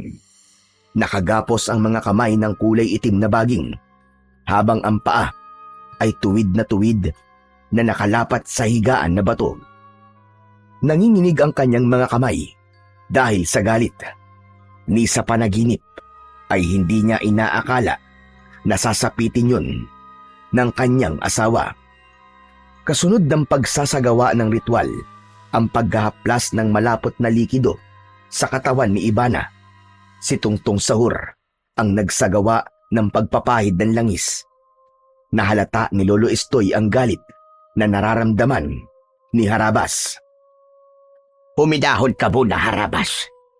Hindi na sila aabot sa pagsasagawa ng ritual. Dahil sa oras na pumula na ang buwan, ay susugod na tayo sa kanila. Mukhang hindi ko na po matatagalan ng eksenang nakikita ko, Lolo Estoy. Ngayon pa lang, ay parang gusto ko na silang patayin lahat. Halos pabulong ang naging pag-uusap nilang dalawa ni Lolo Estoy. Pero hindi pa rin maitatago sa boses niya ang labis na sama ng loob. Hindi niya inaalis ang kanyang paningin kay Tungtong Sahur na walang tigil sa paghaplas ng langis sa katawan ng kanyang asawa. Para siyang unti-unting sinasaksak ng kutsilyo sa kanyang dibdib. Pakiramdam niya ay para siyang nauupos na kandila habang nakikitang walang malay ang asawang si Ivana. Mahal na Panginoon ng dilim, dinggin mo ang aking panalangin. Nasa harapan mo ang aking alay. Isang pagpapakita ng katapatan sa iyo. Pakinggan mo at pagmasdan mo kung paano ko sa iyo ihaharap ang babaeng itinakda para magdala sa aking binhi. Napaangat sa pagkakaupo si Harabas. Gusto niya nang tapusin ang laban at patayin ang pinuno ng mga aswang. Anong ginagawa mo, Harabas? Baka makita niya tayo. Hintayin na muna natin na pumula ang buwan. Ilang minuto na lang. Hindi po ako mananahimik lang dito, Lolo Estoy. Habang pinapanood ang ginagawa niya sa asawa ko, ako mismo ang papatay sa kanya. Gamitin mo ang isip mo, Harabas. Masisira ang mga plano natin kapag nagising si Ibana na hindi pa pumupula ang buwan at hindi natatapos ang ritual ng pag-aalay. Hinding-hindi mo na siya mababawi kahit kailan. habang buhay na siyang magiging aswang at magdadala ng anak ng halimaw sa kanyang sinapupunan. Kaya makinig ka sa akin. Pero, Lolo Estoy, baka saktan nila ang asawa ko. Magtiwala ka sa akin. Nangyari na rin ito sa anak ko noon. Kaya alam ko ang ginagawa ko. Hindi na nagpumilit pa si Harabas.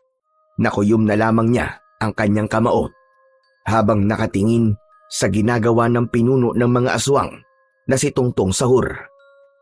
Maya-maya pa ay unti-unti nang nagbago ang anyo ng pinuno ng mga aswang na si Tungtong Sahur.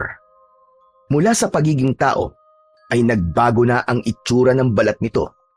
Naging balat ng kahoy, magaspang, ngunit matingkad dahil sa langis na inihaplas nito sa kanyang katawan. Humaba ang tenga nito na lampas sa makintab nitong ulo. Mapupula ang mga mata na tila ba nagbabagang apoy.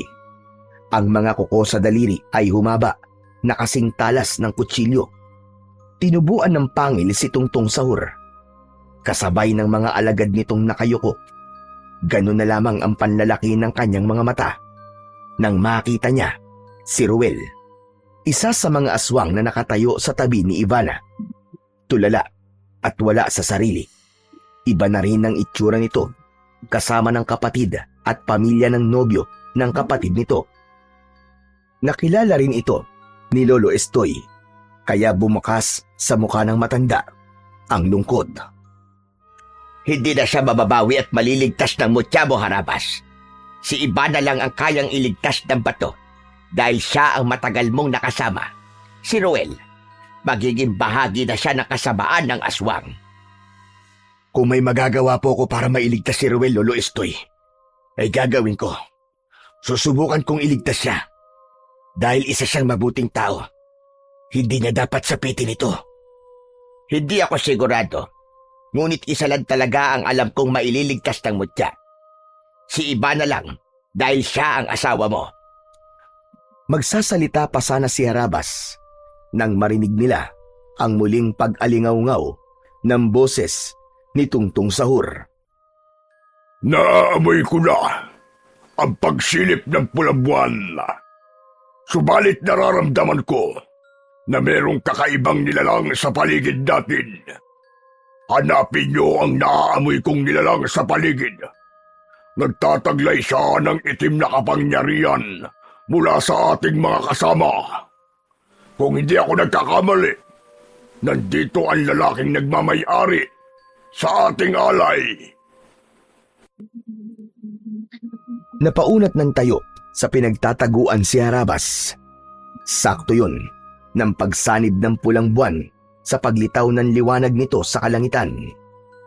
Sabay-sabay na umalulong na parang aso ang mga aswang na malik at kagad silang nakita ng mga halimaw sa loob ng kuweba. Ngayon, ipakita mo na ang galit mo kanina, Harabas!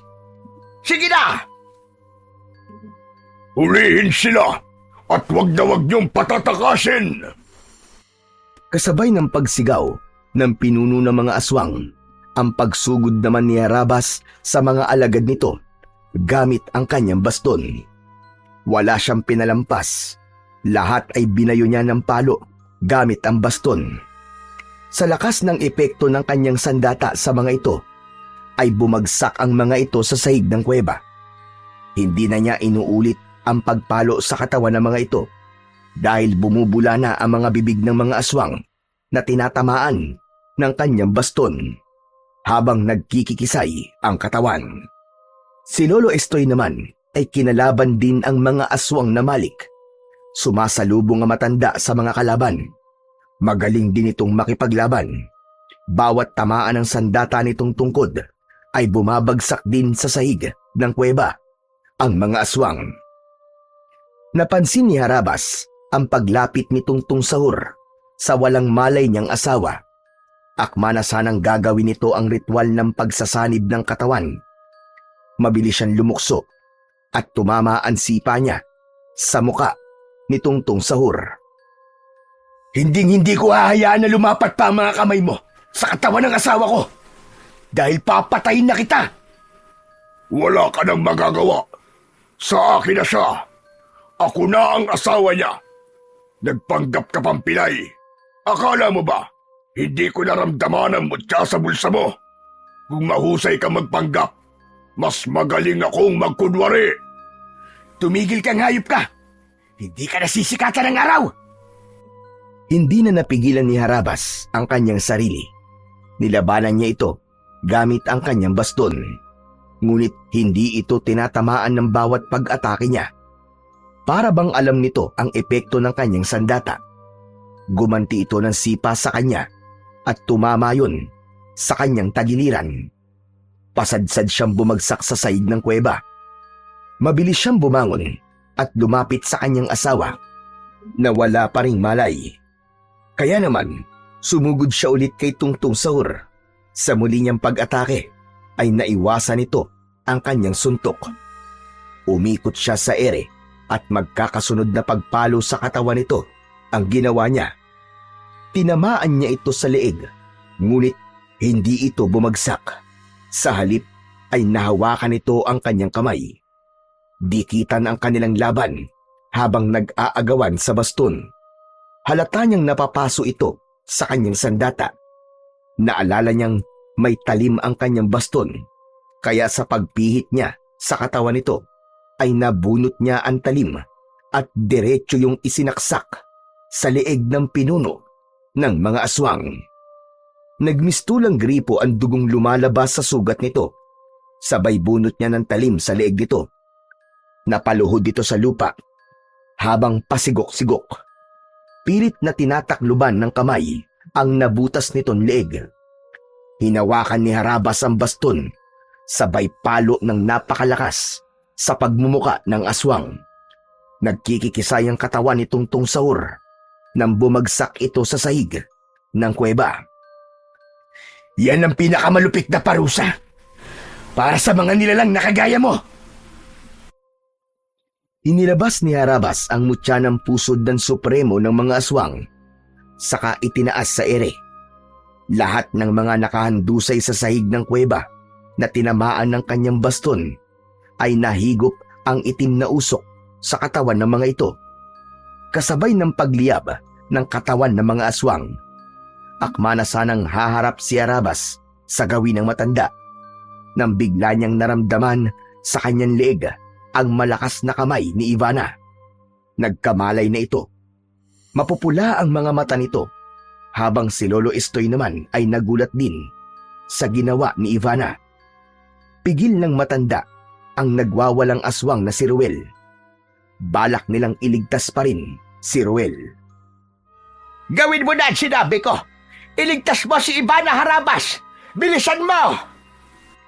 Nakapikit na nagpumigla si Harabas mula sa pagkakasakal sa kanya ng kanyang asawang si Ivana. Ivana, asawa ko! Ako to, si Harabas! Mahal ko, gumising ka. Labanan mo ang itim na kapangyarihan na bumabalot sa katawan mo! Mas lalong bumaon ang mga kuko nito sa kanyang leeg, kaya wala na siyang ibang paraan kundi ang sakta ng asawa gamit ang baston. Pinalo niya ito sa braso, kaya't nabitiwan siya nito, kasabay ng pagtaas niya sa ere ng kanyang mutya. Isang mapusok na halik ang ginawa ni Harabas sa labi ng kanyang asawa. Ramdam na ramdam niya ang malakas na enerhiyang humigop sa itim na kapangyarihang bumabalot sa katawan ni Ivana. Kasunod ng isang mahigpit na yakap. Huminga ng malalim si Ivana hanggang sa nawalan ito ng lakas na napaupo sa kanyang harapan. Dali-daling hinubad ni Harabas ang suot niyang damit at isinuot yun sa hubad na katawan ng kanyang asawa. Nawala na ang bakas ng pagiging aswang nito at bumalik na ang dating kulay ng mga mata nito. Diyos ko, salamat! Ligtas na ang asawa ko! Mahigpit at punong-puno ng pagmamahal na niyakap ni Harabas ang kanyang asawa. Tinawag nito ang pangalan niya. Nakilala siya nito at gumanti rin ng yakap sa kanya. Ipinaliwanag niya rito ang mga nangyari. at napahagulgol ito ng iyak. Samantalang si Ruel na patuloy sa pag-angil ay nilapitan na rin ni Arabas. Patawarin mo ako, kaibigan. Ngunit kailangan kong gawin ito. Hindi ko alam kung magtatagumpay ako sa pagtanggal ng hawa ng aswang sayo. Kung ano man ang magiging resulta, patawarin mo ako, kaibigan. Pinalo ng 2 beses ni Arabas ang lalaki gamit ang baston. Kasunod ang pagtaas ng mutya sa ere. Ipinaliwanag ni Arabas kung paano naging mabuting tao si Ruel kay Lolo Estoy. Ipinaalala niya rito ang natatandaan niyang sinabi nito sa kanya. Ganon din ang pagpapalaki ng mga magulang nito kay Ruel. Tumulo ang luha sa mga mata ni Ruel. Sinabi mo sa akin, Ruel, na pinalaki kayong mabuting tao ng mga magulang mo. Kaya labanan mo ang kasamaang bumabalot sa katawan mo, Ruel. Labanan mo! Isang kulay itim na usok ang lumabas mula sa katawan nito. Katulad ng nangyari kay Ivana, himalang nawala ang hawa nito at bumalik sa dating kulay ang katawan, pati na ang mga mata. Isang hindi maipaliwanag na himala ang nangyari kay Ruel. Tunay na ang pagiging mabuting tao ang malakas na sandata laban sa kasamaan. Nagawa mong iligtas si Ruel, Harabas. Maraming salamat. Napakahusay ng ginawa mo. Hindi maipaliwanag ni Arabas ang saya na kanyang nararamdaman ng mga sandaling yon. Habang yakap niya ang kanyang asawa na si Ivana, may dinukot si Lolo Estoy sa bulsa nito habang nakangiti. Harabas, kailangan mong malaman ang totoong nagligtas sa inyo. Maliban sa Diyos, ay ang pagmamahal ng inyong anak na si Val. Ano? Ano pong ibig niyo sabihin, Lolo Estoy? Paano niyo po nakilala ang anak ko? Itinaas ng matanda ang kulay dilaw na papel at ipinakita nito sa kanya ang sulat kamay ng kanyang anak na si Val. Nanindig ang kanyang balahibo sa katawan at nagtatakang napatingin sa muka ng matanda. Ako ang kasulatan ng anak niyong si Val. Ako ang kaibigan niyang taga-Aklan. Nakiusap siyang samahan ka at siguraduhing ligtas ka. Alam niya kung sino ako sa buhay niya. Ako lang naman ang lolo ni Ivana. Kaya ko nakilala ang anak mong si Val dahil sa sulat na nakarating sa akin. Kaya ang tunay na nagligtas sa inyo ay ang pagmamahal ng anak niyo na si Val. Mapalad kayo ni Ivana sa pagkakaroon ng anak na katulad ni Val. Maganda ang pagpapalaki niyo sa anak niyo. Naluluwang kinuha ni Harabas ang dilaw na papel sa kamay ni Lolo Estoy at kitang-kita niya na nanggaling ngayon sa sulat ng kanyang anak. Lolo ang tawag ni Val kay Lolo Estoy. Nandun din ang pakiusap na iligtas din ang ina nito. Kaya sa simula pa lang ay planado na ng matanda ang pagtulong sa kanya. Walang masabi si Arabas sa kanyang mga natuklasan, pati na sa katotohanan na totoong lolo ni Ivana, si Lolo Estoy. Nang gabing yun ay kasama na nila ang matanda sa pagluwas nila papunta sa Padan Antique. Kasabay si Ruel na labis na nagluluksa sa nangyari sa kapatid. Kulang na lang ay paliparin ni Arabas ang sasakyan para lamang makita ang kanyang anak na si Val. Hindi siya makapaniwala na magagawa yon ng kanyang anak. Pagkalipas ng 1 oras na pagbabiyahe, ay narating na nila ang malawak na palayan. Walang mapagsidlan ng tuwa ang mag-asawa nang makita ang anak na tumatakbo papalapit sa kanila. Isang mahigpit na yakap ang pinakawalan ng mag-asawa para sa kanilang pinakamamahal na anak.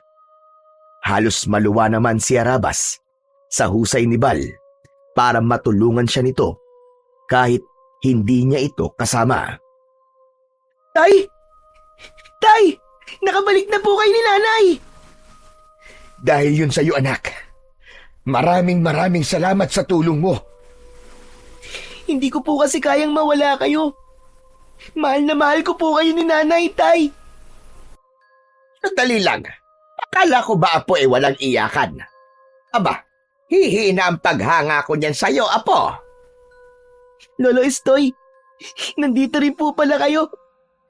Dito na po ba kayo titira, Lolo? Oo naman. Hindi ba't yun ang pangako ko sa'yo? Nagawa ko rin ang pakiusap mo. Natupad ko ang mga hiling mo. Nandito na kami. At buo na ulit ang pamilya mo. Nadagdagan pa. Nandito na rin ako. Mahigpit na niyakap ni Val si Lolo Estoy. Ganon din sina Ivana at Harabas.